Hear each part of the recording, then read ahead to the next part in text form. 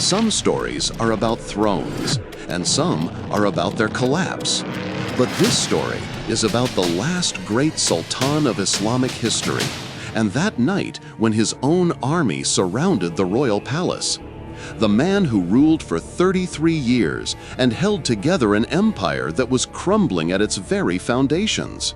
The man whom the West called the Red Sultan, a bloody tyrant. But to millions of Muslims, he was Amir-ul-Momineen, the leader of the Muslim Ummah, the Khalifa of the Muslims, and their last protector. But on the night of April 27, 1909, he stood alone and lost his battle. When the rebels ordered him to abdicate his throne, he looked them straight in the eyes and said only this: "I have served my nation for 33 years. History will judge me." Has history judged him? Perhaps yes, perhaps no. Because more than a century has passed, and the Muslim Ummah and the world are still undecided. This is the Sultan about whom the magnificent series Payatat was made, creating a storm across the Muslim world. Was he an Islamic hero who tried to save a sinking ship? Or was he truly a merciless dictator who destroyed everything to save his throne? Let's walk into this story today. Actually, not a story. This is a trial, and you are the judge. Now, in this grand court of history, let us examine the evidence one by one and decide who Sultan Abdul Hamid truly was, a hero or a villain. On the day Abdul Hamid became Sultan, there was perhaps no one who congratulated him. Why? Because accepting the throne at that moment was like grasping a burning coal with your bare hands, or willingly placing a crown of thorns upon your head. This was the Ottoman Empire's darkest hour, an era when Europe's enemies mockingly called it the sick man of Europe. And if we're being honest, they weren't entirely wrong. The empire wasn't suffering from one disease, it was dying from many. Disease number one: economic catastrophe. The treasury was completely empty. The state was bankrupt. The situation had become so dire that the empire's entire economy, its customs, its taxes, everything, was now effectively controlled by a foreign commission called the Ottoman Public Debt Administration. Imagine this: you're a slave in your own country. Your treasury and the keys to it are all held in London. Disease number two: internal rebellions. The state was crumbling from within. In the eastern regions of the empire, Greece, Serbia, Bulgaria, rebellions were erupting one after another. After the French Revolution, a wave of nationalism had swept across Europe, and now it was shaking the very foundations of the Ottoman Empire. And fanning these flames was Russia, desperately trying to break through Ottoman territory to reach the warm waters of the Mediterranean. You see, this was Russia's age-old ambition, from the Ottoman era all the way through to the Afghan jihad. Disease number three: the disease of the throne. This was a throne that had tasted blood. And the source of this poison wasn't some distant enemy. No, the heart of conspiracy had become Istanbul itself, the very capital. Just 3 months before Sultan Abdul Hamid's ascension, two sultans had been violently removed from power. Here's what happened.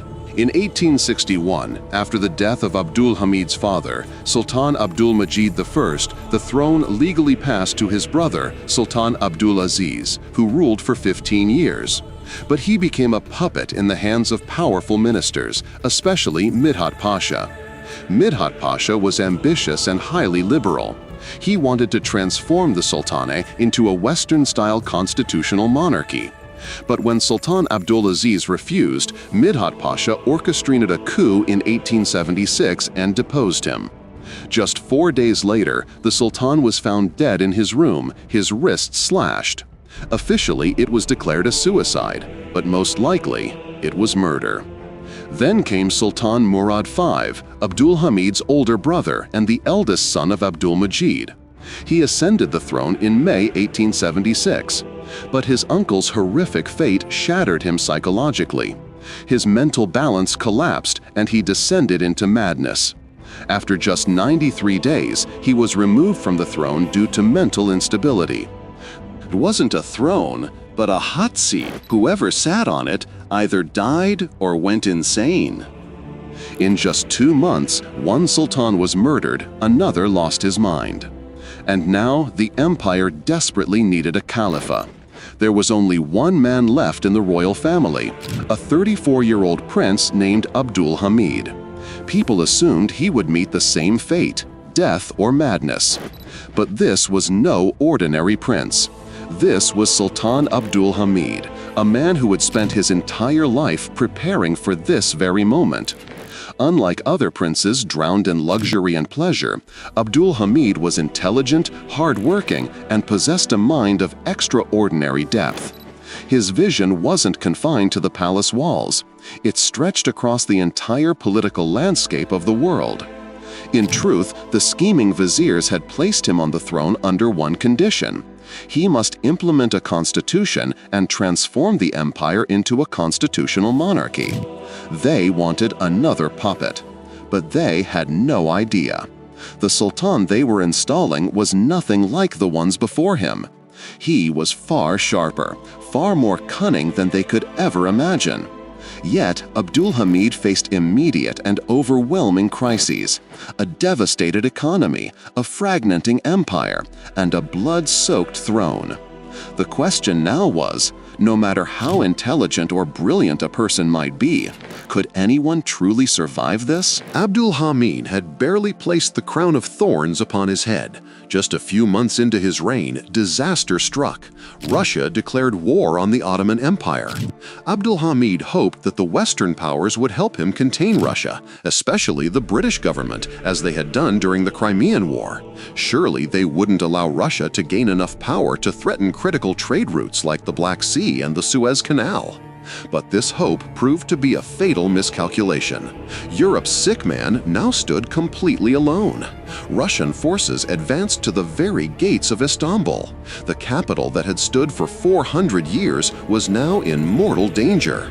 In March 1878, Abdul Hamid was forced to sign a humiliating treaty with Russia, the Treaty of San Stefano. The losses were catastrophic. The empire lost 1/3 of its European territories. Serbia, Romania, and Montenegro gained independence. Bulgaria broke free. Bosnia was handed to the Austro-Hungarian Empire, and Britain, under the guise of protection, seized Cyprus. Understand what was happening. This was a feeding frenzy. Every power in Europe was tearing its own piece of flesh from the sick man's empire, and the Sultan watched helplessly as it all unfolded before his eyes. This humiliating defeat taught the young Abdul Hamid lessons that would shape the next 3 decades of his reign, lessons that would allow him to stand firm against enemies far more powerful than himself. Lesson 1. Never trust the West. They are not friends. They are worshippers of their own interests. Lesson 2. If the empire is to survive, it must be strengthened from within, not merely defended from without. From the ashes of this defeat, a new Abdul Hamid was born. The idealist prince died. A ruthless realist emperor emerged. He would no longer fight the lions directly. Instead, he would learn the art of making lions fight each other.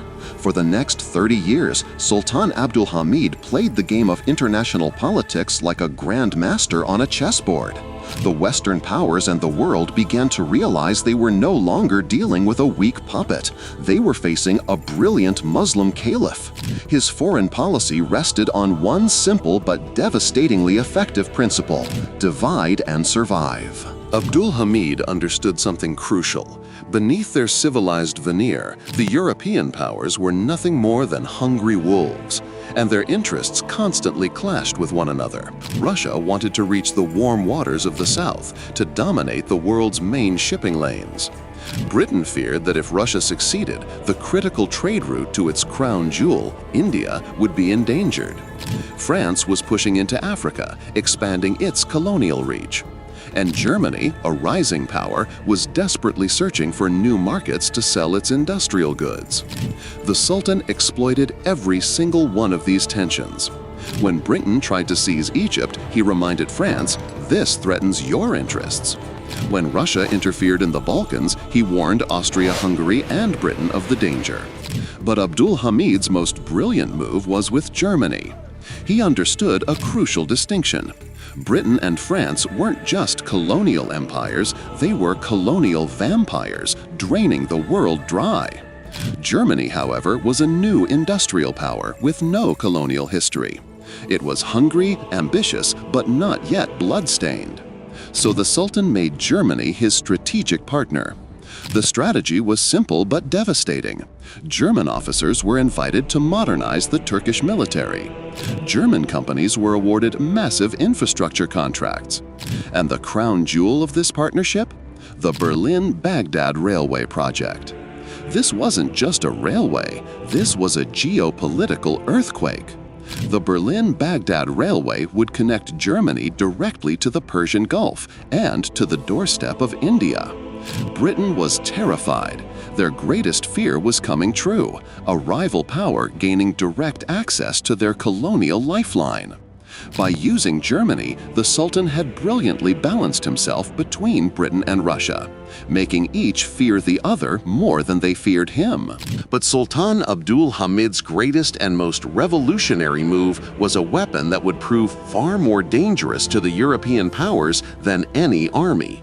Pan-Islamism, the unity of the Islamic world. Abdul Hamid realized that the empire was making a fatal mistake, trying to unite the empire solely through Turkish nationalism. This was wrong. The empire wasn't just Turks. There were Arabs, Kurds, Albanians, and countless others. Only one force could unite them all: Islam. And at this moment in history, the Sultan possessed a title that no one else in the world held: the Caliphate. He wasn't merely the Turkish emperor, he was the caliph of millions of Muslims across the globe. Think about this era for a moment. Millions of Muslims lived within the British Empire, especially in India. Millions more were under French rule in North and West Africa. And Russia controlled millions of Muslims in Central Asia and the Caucasus. All of them were enslaved. And to all these enslaved Muslims, the Sultan's message was clear. Your true leader is not in London, Paris, or Moscow. Your leader is here, in Istanbul. For the European powers, this was their worst nightmare. They lived in constant fear. What if we push the Ottoman Empire too hard? What if the Caliph declares jihad? If that happened, their carefully constructed empires would erupt into flames from within. Understand what this was: a spiritual atomic bomb. Abdul Hamid had positioned it as the ultimate deterrent to protect his state. You might think talk of Muslim unity is just empty rhetoric, but no, we saw it work in Abdul Hamid's own time, in concrete form. The Sultan launched a project called the Hijaz Railway, a railroad line from Damascus to Medina, connecting the capital Istanbul to the Holy City. But there was a problem. This was a mega project, and the treasury was empty. Where would the money come from? So the Sultan made an appeal for donations to Muslims worldwide. And Muslims responded. From India to Indonesia, donations poured in from across the globe, and the project was completed. This wasn't just a railway, it was a living symbol of Muslim unity. To the outside world, the Sultan had become a brilliant diplomat, a master strategist. But inside the palace, the situation was entirely different. In every sultan's life, there comes a moment, a crossroads, that reveals everything: the path he will take, his character, his method of rule. For Sultan Abdul Hamid, that moment came with the catastrophic defeat at the hands of Russia. This war had taught him a brutal lesson. He was surrounded by enemies on all sides. But there was something worse. His own parliament had become his greatest weakness. The parliament was filled with representatives from different ethnic groups who spent more time fighting each other than governing the empire. Some were even worse. They were spying for the enemy.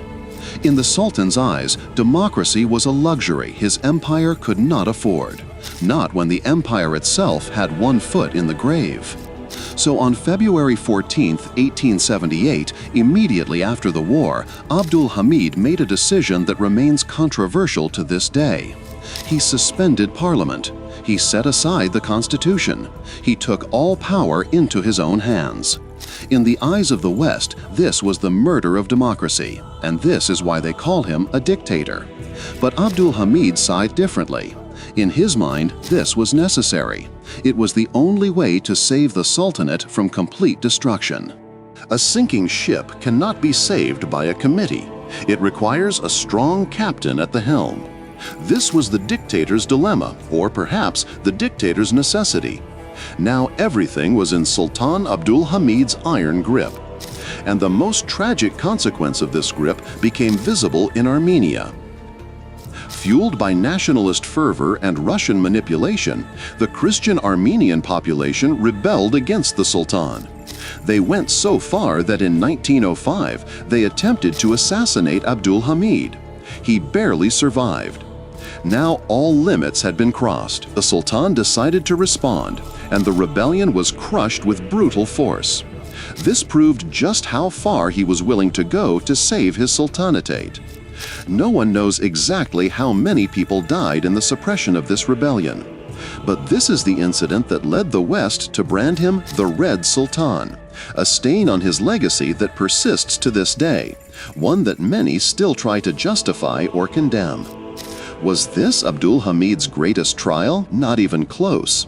The greatest test came when the founder of Zionism made him an offer that no one could refuse. While Sultan Abdul Hamid was fighting to save his empire from enemies both within and without, a new, highly organized and well-funded movement was emerging in Europe. Its name, Zionism. The founder was an Austrian journalist named Theodor Herzl, whose dream was to gather the scattered Jews from around the world and bring them to their ancestral homeland, Palestine, to establish a Jewish state. But standing in the way of this dream was an immovable obstacle, a fortress of a man, Sultan Abdul Hamid II. This was a time when Palestine was part of the Ottoman Empire, and Abdul Hamid was not merely an emperor. He was the caliph of the Muslims, the representative of Islam, and the protector of Al-Quds, Jerusalem, and Masjid al-Aqsa. Herzl knew the Sultan's greatest weakness, his empire's bankruptcy and the crushing debt it carried. So Herzl thought he could make the Sultan an offer he couldn't refuse. He saw himself as a godfather figure, someone who could buy anyone with the contents of his pocket. To achieve his goal, Herzl visited Istanbul 5 times between 1896 and 1902, attempting each time to meet the Sultan. Finally, he succeeded. Herzl presented the Sultan with a deal that, in truth, seemed impossible to reject. The Zionist movement would pay off the entire Ottoman debt and rehabilitate the Sultan's global image, transforming him from the bloody Sultan into a respected world leader. And, in exchange, what did they want? Simply this: permission for Jews to settle in Palestine and establish their national home. This was a deal that any ruler would have accepted, especially when his country was bankrupt. But Sultan Abdul Hamid was not just a sultan. He was the caliph of the Muslims. He understood that Palestine was not merely a piece of land. It was a sacred trust of the Muslims, home to Al-Quds, Jerusalem, the first Qibla of Islam, and Masjid al-Aqsa. It was the land of all the prophets. If he accepted any such deal, history would never forgive him. So he gave an answer no one expected. He told Herzl, "I cannot sell even 1 inch of this land, because it does not belong to me. It belongs to my people, to the Muslim Ummah. My people have earned this land with their blood, and they will water it with their blood again. Keep your wealth to yourself." And on another occasion, he declared in his court, "As long as I live, it would be easier to cut through my body with a sword than to watch Palestine separated from the caliphate. I will never allow this to happen. To do so, they will have to walk over our dead bodies." This wasn't just a response to Herzl. This was an ideological declaration. The land of the Ummah is not for sale. After taking this stand, what happened to the Sultan? For 33 years, Sultan Abdul Hamid not only kept Europe's sick man alive, he worked tirelessly to restore him to his feet. And above all else, he took a stand that honor demanded. Just when the Sultan believed he had defeated his enemies, both inside and outside his borders, a new and unexpected enemy struck. An enemy that, in many ways, the Sultan himself had created. They were called the Young Turks, young officers in the military, students and intellectuals within the Sultanate, and some of them were men the Sultan himself had sent abroad to Europe for education, to Paris, Berlin, Geneva, and beyond. The plan had been simple: send these young men to learn science and technology so they could return and modernize the empire, making it stronger and more advanced. But instead of learning technology, they learned revolution. They came back carrying new ideas: liberty, equality, fraternity, the very ideas that would shake the foundations of his throne. In their eyes, the source of the empire's weakness and every problem could be traced to one man, Sultan Abdul Hamid. They believed his authoritarian regime was the greatest barrier to progress and freedom. They were convinced that the only way to save the state was to create a modern, secular, Turkish nationalist state, one that would lift the old caliphate out of decline and carry it into a new era. They wanted to restore the constitution and parliament that had been suspended in 1876. In other words, they were fully prepared to remove the Sultan from his throne.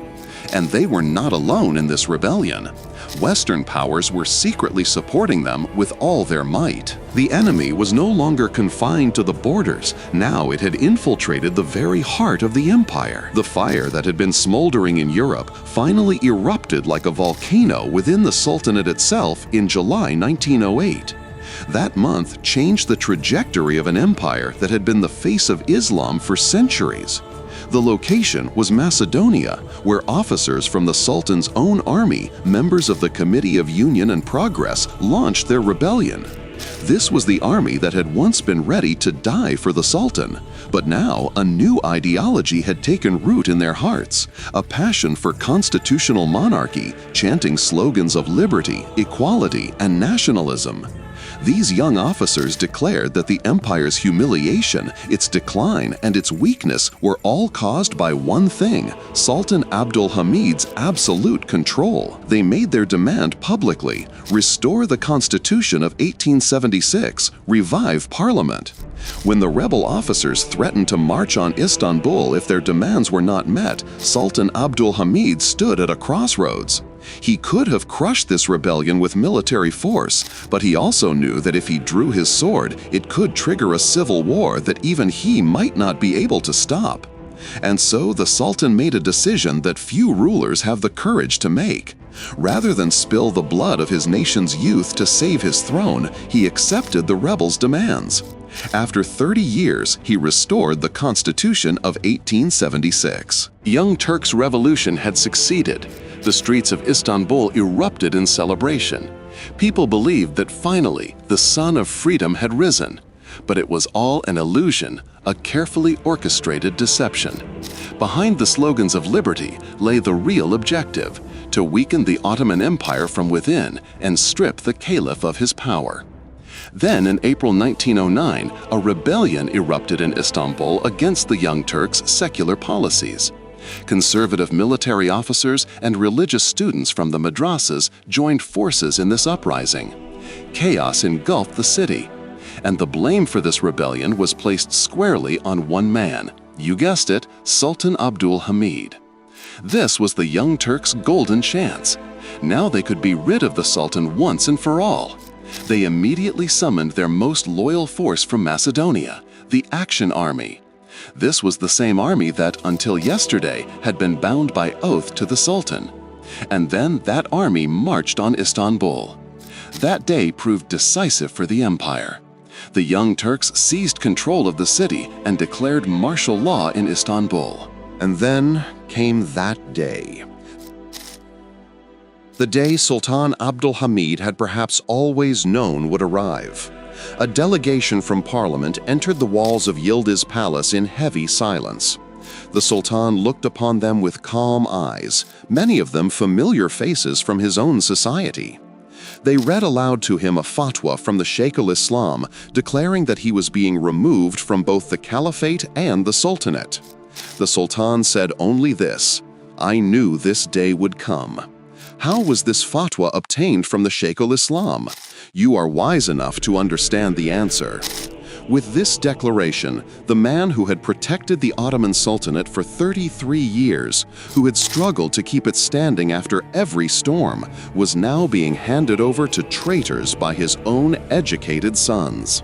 The Sultan whom foreign enemies could not defeat, whom Zionist conspiracies could not break, now stood helpless before his nation's educated youth.